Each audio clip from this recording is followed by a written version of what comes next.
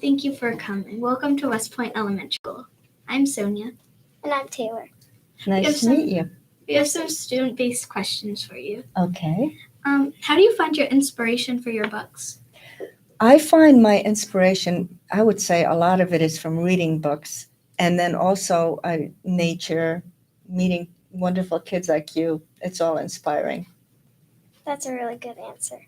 Thanks. Our second question is, what is the process of writing and publishing a book?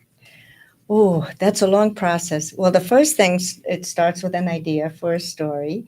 And I'm both the author and the illustrator. So when I work on my story, I usually include some art to go along with the text.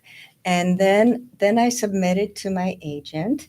And then the agent presents it to my editor or different publishers.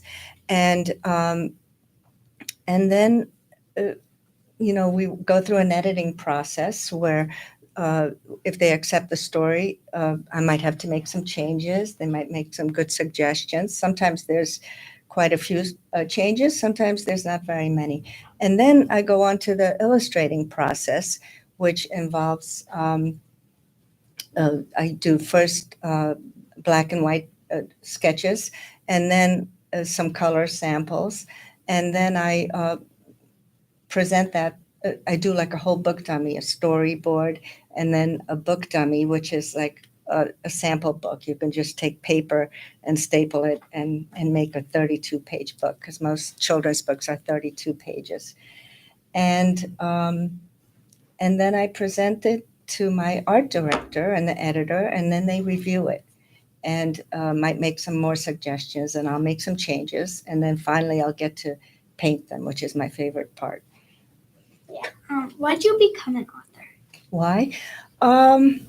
Well, it's something I was always wanted to do. I just always loved children's books. I was born in Poland, and I remember my parents and grandma reading to me, and I had a favorite book of these rhymes, and it was sort of like a Dr. Seuss-like author, very, crazy, imaginative rhymes. Like there were poems about vegetables talking, and a crow who ate Swiss cheese, but and only left the holes, and things like that. So it was really, that was all really inspiring to me. I've always loved writing poems, and I've always been drawing since I could hold a pencil. So I was very lucky that my dream came true. Yeah. And our last question is, how do you keep writing and illustrating a book if you're out of ideas? Oh, that's a great question, too, because, well, ideas are the hardest part. We get inspired by things, but coming up with a story with a good, beginning, a middle, and an end, and that ties it all together is not so easy. And but ideas kind of come from nature a lot for me.